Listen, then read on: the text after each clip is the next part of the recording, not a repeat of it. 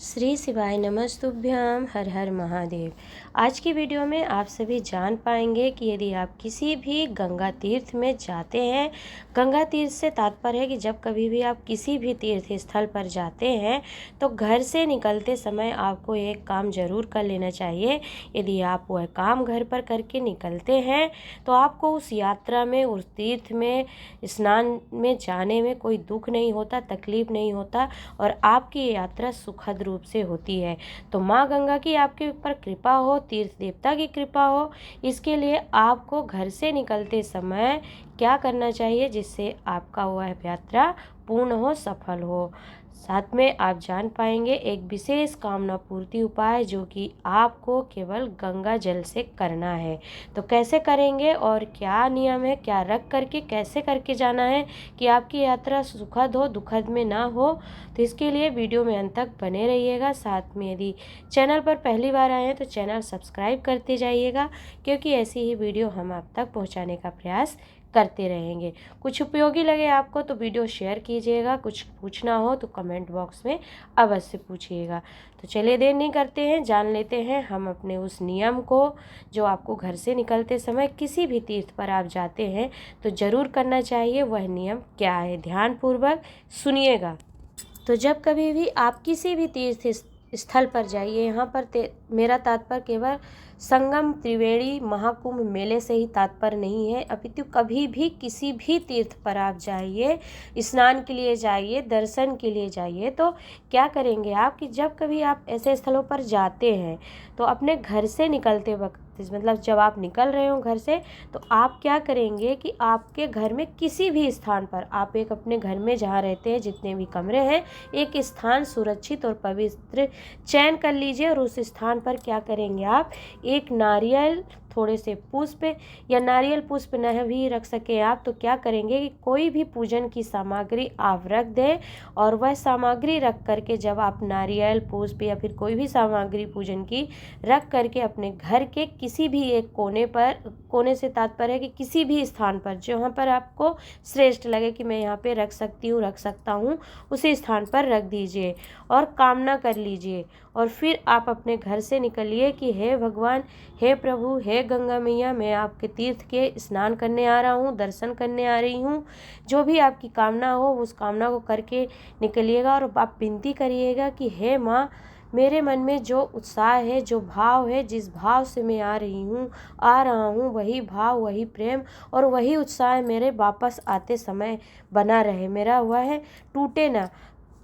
तो जब आप यह सामग्री रखकर घर से निकलते हैं, प्रार्थना कर लेते हैं या घर पर रखना भूल गए, मान लीजिए कभी होता है जल्दबाजी में हम निकल जाते हैं, भूल जाते हैं, तो कोई बात नहीं। यदि आप हरिद्वार जा रहे हैं तो हरिद्वार में पहुंच करके माँ गंगा से प्रार्थना करके जाएं कि हे माँ, जो उत्साह जाते समय, जाते वक्त है, वही भाव घर वापस आते समय हो। तो माँ गंगा फिर आपको क्या करती है, तीर्थ में जाते हैं तो दुख तकलीफ नहीं भोगना पड़ता है, दुख तकलीफ नहीं मिलता है, आपकी यात्रा सुखद होती है, आपका दर्शन, स्नान सब सफल होता है। यह मेरा एक पर्सनल अनुभव रहा है। मैंने खुद, जब मैं पूज्य गुरुदेव की कथा श्रवण नहीं करती थी, उसके पहले जब हम एक बार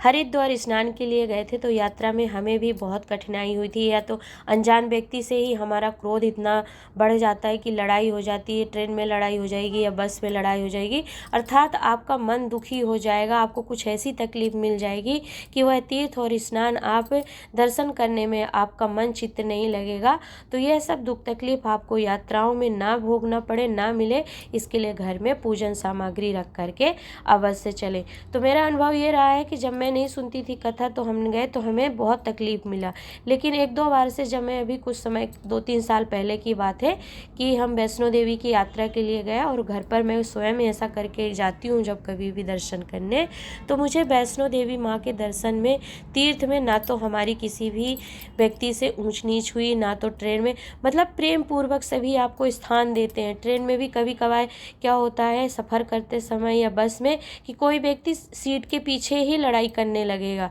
या कुछ ऐसा गिर गया उसके पीछे ही वो इतना आपसे क्लेश कर लेगा, इतनी लड़ाई कर लेगा। या कभी लाइन में ही आप लगे हैं दर्शन के लिए, स्नान के लिए, तो कोई व्यक्ति इतना आपसे लड़ लेगा कि हम आगे थे, हम आगे थे, कि आपका दर्शन करते समय ना मन खराब कर देता है। तो यकीन मानिएगा ये मेरा खुद का अनुभव है और आप खुद करके जाइएगा ऐसे कभी भी। तो आप पूर्व का और रख करके करने के बाद का अपना समय देखिएगा कि क्या अंतर मिलता है आपको। सच कह रही हूँ, पूज्य गुरुदेव ने यह वर्णन अपनी शिव गंगा शिव महापुराण कथा के सप्तम दिवस में वर्णन किया था, जो कि 2 अगस्त 2021 श्रावण मास की कथा में भी बताया था। तो उसको करने के बाद यदि आप जाते हैं तो आपको भी कोई तकलीफ नहीं भोगना पड़ता है। तो आप करके जाइएगा, आपकी यात्रा सुखद होगी, दुख तकलीफ माँ गंगा आपको नहीं होने देंगी और स्वयं शिव शंकर देवाधिदेव महादेव महाकाल बन करके आपकी रक्षा करते हैं उस यात्रा की।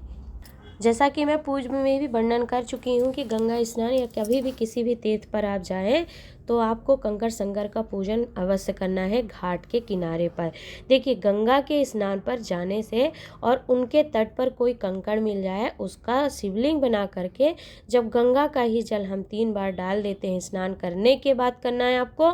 तो फिर हमें क्या होता है, जब हम शिवलिंग का 3 बार जल से स्नान करा देते हैं और उसी गंगा के जल में उस शिवलिंग का विसर्जन कर देते हैं, अर्थात पार्थिव शिवलिंग का पूजन करके गंगा तट पर पार्थिव शिवलिंग का विसर्जन गंगा के जल में ही कर देने से 12 ज्योतिर्लिंग के स्नान का जो पुण्य फल होता है वह पुण्य फल आपको प्राप्त हो जाता है मात्र गंगा के तट पर पार्थिव शिवलिंग या कोई कंकड़ मिल जाए उस कंकड़ शंकर की पूजन से ही। तो यह आप जरूर करिएगा, मेरा सभी से आग्रह है, निवेदन है। और पूज्य गुरुदेव वर्णन भी करते हैं, जो लोग कथाएं सुनते हैं उन्हें स्मरण में होगा। तो यह आप करके आएंगे, 12 ज्योतिर्लिंग स्नान का फल आपको मिलेगा मात्र एक घाट के किनारे यह पूजन करने से। अब पूज्य गुरुदेव वर्णन करते हैं कि गंगा के जल में जब कभी भी आप किसी भी तीर्थ में जाएं तो गंगा के जल में खड़े होकर के 5 मिनट आपको किसी भी मंत्र का स्मरण कर लेना है। जो मंत्र आपको आता हो, श्री शिवाय नमस्तुभ्यम आता हो, हर हर गंगे आता हो, नमः शिवाय आता हो, ओम नमः शिवाय आता हो, ओम नमो भगवतन वासुदेवाय आता हो, हरिओम, जो भी हरे कृष्ण राधे कृष्ण जो मंत्र आप जानते हैं उसी मंत्र का स्मरण आप 5 बार करिए उस जल में ही हाथ जोड़ करके खड़े होकर के। तो फिर वह स्मरण आपका अजर और अमर हो जाता है, कट नहीं सकता है। और तो हमारे पुण्य जो होते छिन्न भी होते हैं, परंतु यह अजर और अमर होता है हमारे खाते में। तीसरा नियम क्या ध्यान रखेंगे आप, देखिए गंगा स्नान तीर्थ स्नान कभी भी किसी भी समय जाते हैं, सिर्फ प्रयागराज महाकुंभ स्नान मेले की बात नहीं चल रही है। आप जब कभी भी जाइए तो अवश्य करिए, परंतु अभी आपको गंगा तीर्थ स्नान त्रिवेणी संगम पर जा रहे हैं, इसीलिए यह वीडियो बनाया जा रहा है आपके लिए कि आपको कुछ जानकारियाँ प्राप्त हो उससे रिलेटेड। तो शिव महापुराण, स्कंद पुराण, नर्मदा पुराण, विष्णु पुराण एवं गीता प्रेस गोरखपुर का गंगा का जो कल्याण अंक है उसमें बताया गया है। और पूज्य गुरुदेव वर्णन करते हैं कि गंगा घाट के किनारे का दान पुण्य भजन स्मरण कोई समाप्त नहीं कर सकता है। तो आप इसका महत्व समझ सकते हैं कि 144 वर्षों के बाद ऐसा त्रिवेणी संगम में पूर्ण महाकुंभ का अवसर आपको प्राप्त हुआ है। तो आप पूजन के साथ साथ थोड़ा दान पुण्य अवश्य करिएगा, क्योंकि ऐसा कहा जाता है, शास्त्रों में वर्णन मिलता है कि जहाँ पर शिवलिंग होता है, भजन होता है, कीर्तन होता है, वहाँ पर माँ गंगा स्वयं विराजमान होकर के भगवान देवाधिदेव महादेव का स्मरण करती है। इसीलिए वहाँ पर किया गया भजन कीर्तन भी शिव का सुख प्रदान करने वाला होता है। तो आप अवश्य करिएगा, पूज्य गुरुदेव वर्णन करते हैं। आइए जानते हैं हम सभी एक विशेष उपाय जो कि कामना पूर्ति उपाय है, जो कि आपको गंगा जल से करना है। मान लीजिए कि अगर किसी काम के लिए आप जाते हैं, वो कार्य आपका पूर्ण नहीं होता है और आप चाहते हैं कि आपका यह कार्य पूर्ण हो, क्योंकि मैं बार बार जा रही हूँ तो मुझे इसमें सफलता मिले। तो आपको क्या करना है कि आपके घर के मटके के पास, परिंदे के पास जो होता है, अर्थात रसोई घर में जो भी पानी भरने का स्थान है वो आपका परिंदा अर्थात पितरों का स्थान होता है। तो पितरों के स्थान पर यहाँ पर आपको क्या करना है कि आपको